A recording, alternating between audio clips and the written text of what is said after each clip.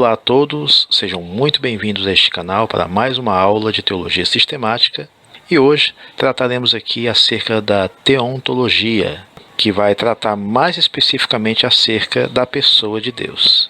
Durante a nossa trajetória, estudamos acerca dos assuntos concernentes à teologia e à sua definição. Passamos pelo assunto da revelação geral e especial, quando encerramos na Escritura, mostrando a sua inspiração e como ela é relevante para os nossos dias, tratando também acerca da sua inerrância, da sua autoridade, sendo essa Escritura uma revelação única e verdadeira de Deus, ao mesmo tempo que ela testifica de Cristo, sendo este a plena revelação do Deus conosco. Iniciamos nessa aula o assunto da teologia propriamente dita, ou, como já falei, teontologia, onde nós estudaremos o ser de Deus, seus atributos, sua relação com a criação, providência e governo, encerrando com a teodiceia, que estuda a relação do problema do mal no mundo. O pressuposto da teologia, antes de mais nada, é que Deus existe. E uma vez existindo, Ele em sua soberana vontade escolheu revelar-se desde o Éden,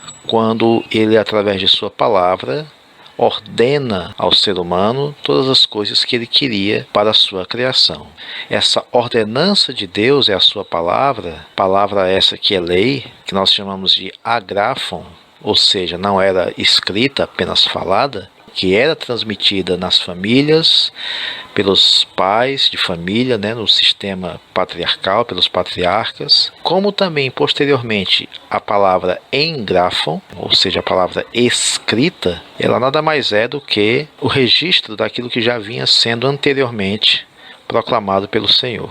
Então, pelos patriarcas, Deus falou através de muitos sonhos, visões, teofanias, também pelos profetas, a começar pelo próprio Moisés, que foi de onde começa ali o registro da sua lei, escrito nesse registro em grafon. E nos últimos dias, conforme Hebreus capítulo 1, verso 1, ele falou através de seu filho, que ordenou aos seus apóstolos que continuassem a sua igreja. Neste processo, a escrita do Novo Testamento foi sendo produzida, foi sendo registrada, encerrando assim a necessidade de novas revelações.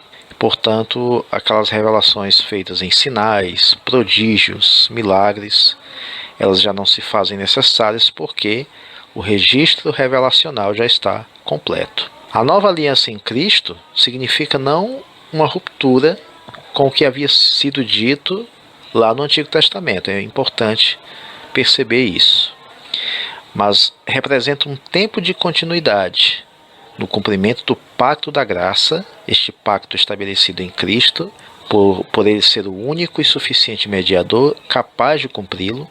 A revelação de Deus através da sua palavra ajuda para que nós possamos ter conhecimento revelado deste pacto. Falamos aqui uma breve introdução, uma breve revisão sobre este assunto que concerne a revelação de Deus, para podermos entender que o ser de Deus não pode ser estudado em laboratório ou em nenhum departamento de pesquisa, análise, visto que toda ciência, e a teologia também é considerada uma ciência, nenhuma ciência pode existir sem ter um objeto de estudo. Qual seria o objeto de estudo da teologia? Nós já tratamos disso em aulas anteriores, mas retornando a essa questão. O objeto de estudo da teologia é a própria revelação de Deus, visto que Deus é transcendente, portanto não há como estudá-lo, não há como contemplá-lo sequer. Se faz necessário, assim, que o objeto da teologia seja a revelação que nos mostra quem é Deus. Além de mostrar quem Ele é, mostra o que Ele faz e declara o que Ele quer de nós.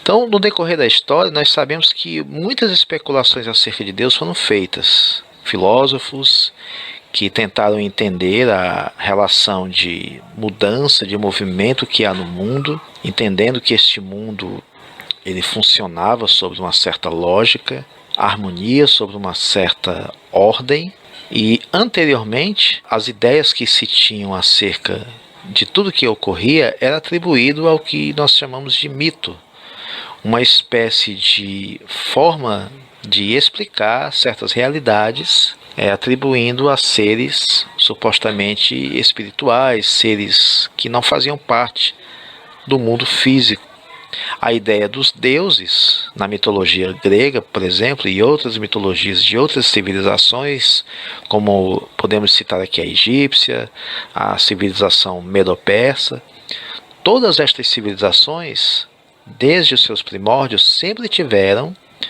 uma necessidade de definir quem era essa autoridade suprema, espiritual, metafísica, que comandava a ordem de todas as coisas. Cada uma definiu de um jeito, de um modo. Nós podemos encontrar no manual bíblico Halley, quem tiver esse livro, é muito interessante, ele é repleto de informações históricas, arqueológicas, ele vai trazer um resumo de cada livro da Bíblia, ele vai trazer um comentário em cima de cada livro, ele vai trazer um comentário histórico dentro da questão da história da igreja. O manual bíblico de Halley vai nos mostrar ali, tanto em fotos como em material escrito no seu texto, acerca dos comentários deixados em placas de pedra por várias civilizações que descrevem eventos que são encontrados na Bíblia e que são descritos nessas placas da maneira como eles entendiam. Então você vai encontrar versões de Adão e Eva, do Éden, do dilúvio, ou seja, o que nos mostra que essas histórias circulavam no mundo então daquela época de alguma maneira. Havia uma busca por entender algo além daquilo que se vivia, do que estava ao redor. Havia um olhar para a criação que observava que uma árvore milenar estava em estado de mudança, porque um dia foi uma semente e agora era uma árvore, mas mesmo passando por todo o processo de mudança, ela ainda continuava sendo árvore, mas ela estava mudando a cada minuto. E aí vem as definições sobre a ideia de movimento, mudança, a ideia do que poderia ser a substância que originou todas as coisas, e aí chegamos à definição ou à busca por se definir qual era a causa primeira de todas as coisas. Quem vai começar a sistematizar isso será Aristóteles, e essa filosofia aristotélica vai ser resgatada por Tomás de Aquino. O que é interessante e em comum dentro de todas essas visões, todos esses pensamentos, é que sempre há uma ideia, e isso é comum a todas as tentativas de especular o que seria a origem de todas as coisas, sempre se chega num elemento único, separado, distinto, independente, que vai ganhando forma, que vai ganhando personalidade, que vai ganhando aspectos, que vai ganhando uma pessoalidade, embora o conceito de um Deus pessoal no mundo grego não seja algo característico. Isso você vai encontrar na escritura, na Bíblia. Mas no mundo grego, nas outras civilizações, existe politeísmo, muitos deuses. E aí a questão de teologia, ela muito se aproxima do pensamento filosófico. Teologia, então, aqui nós entendemos que não é algo exclusivo do cristianismo, mas um saber que já se praticava, mesmo nos tempos antigos, na busca de definir os deuses ou um deus específico. Sendo que na busca por essa raiz de todas as coisas, dessa causa primeira, encontra-se a ideia de um único ser.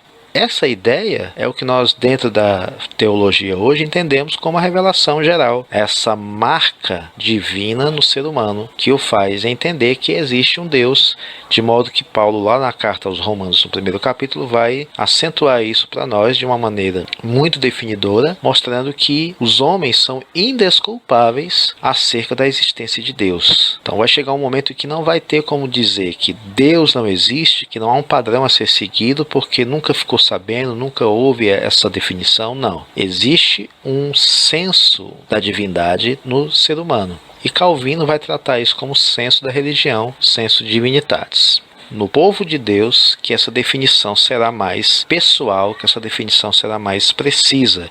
E por que que isso acontece? Porque Deus se revela de forma pessoal ao seu povo.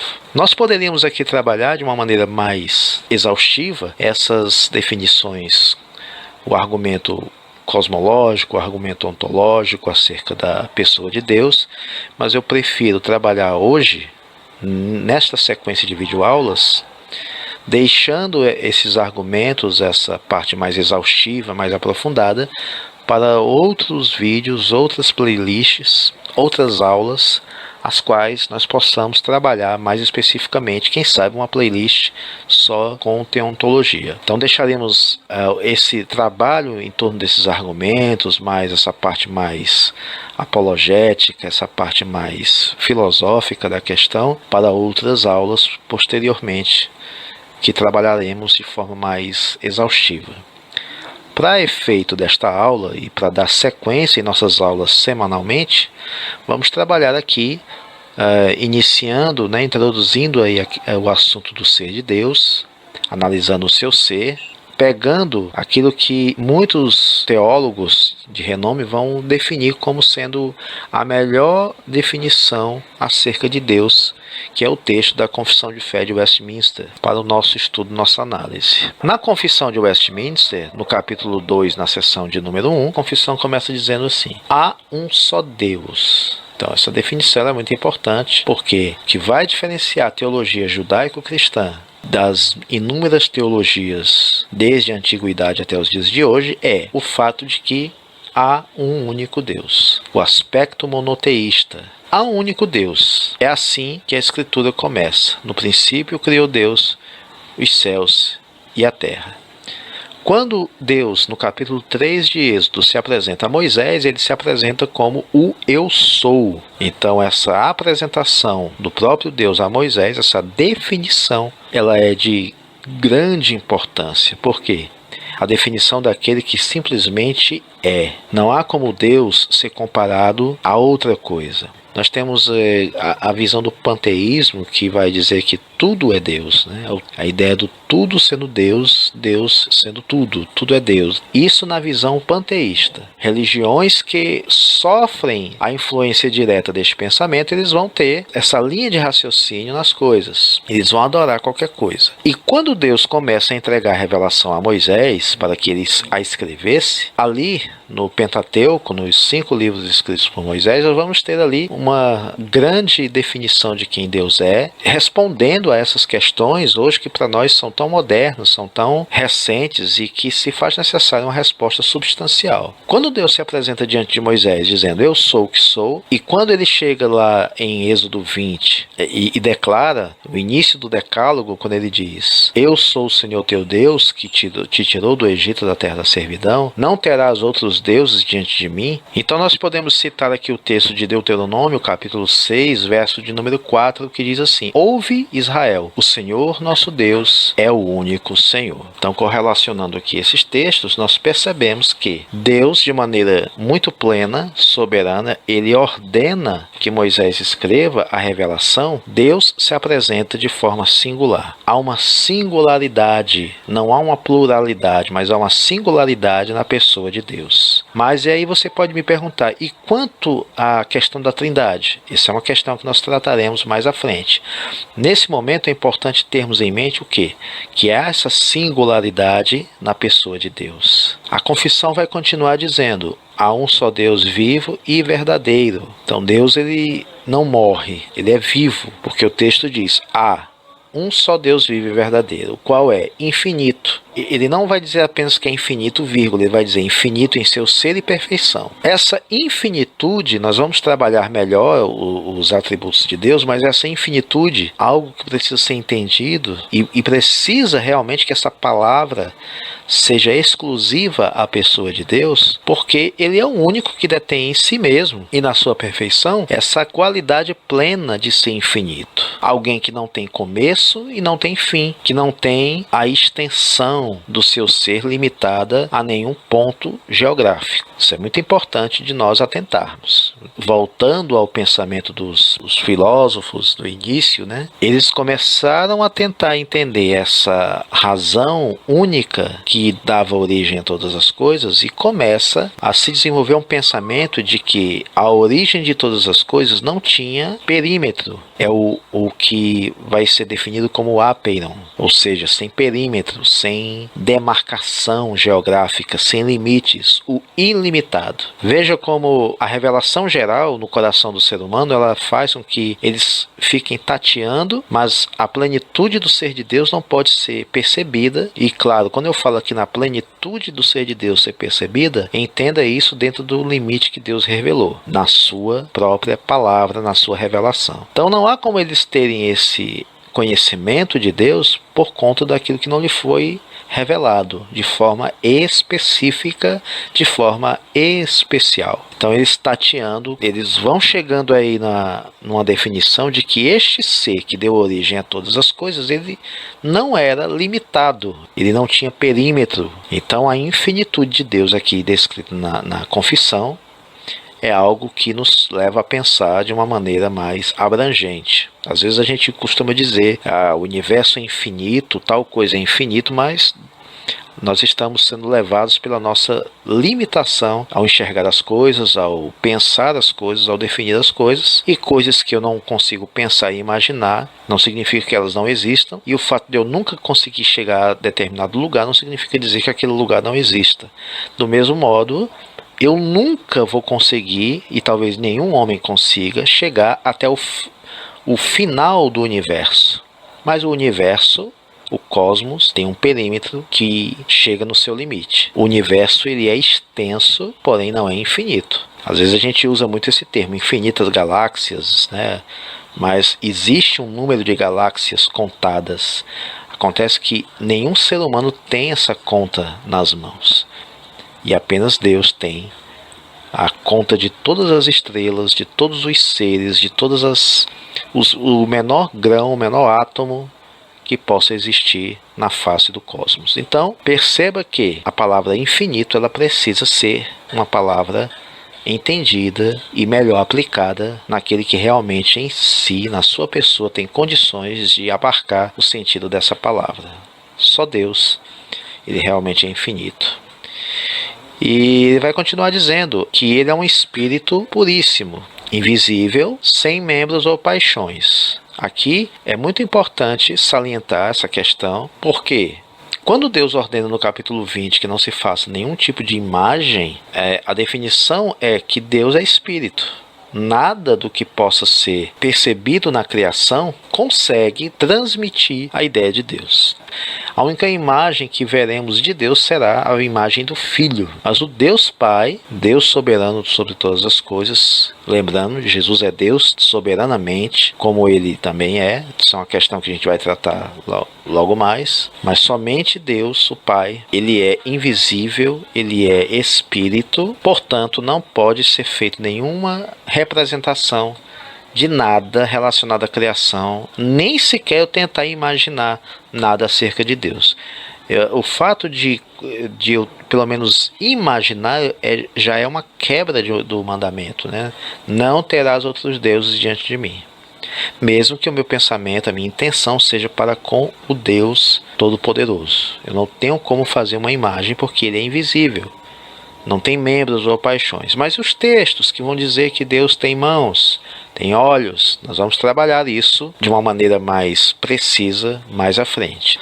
Por fim, para concluir até onde eu li, ele vai citar os atributos de onipotência, sabedoria, santidade, soberania, absoluto. Tudo que Deus fala, tudo que Deus decretou é absoluto. Nós iniciamos esse assunto porque nós vamos trabalhar os atributos de Deus, que são atributos comunicáveis, atributos incomunicáveis, como no caso da onipotência, da onipresença, da imutabilidade. Então esses atributos nós chamamos de incomunicáveis. Próxima aula trataremos deste assunto.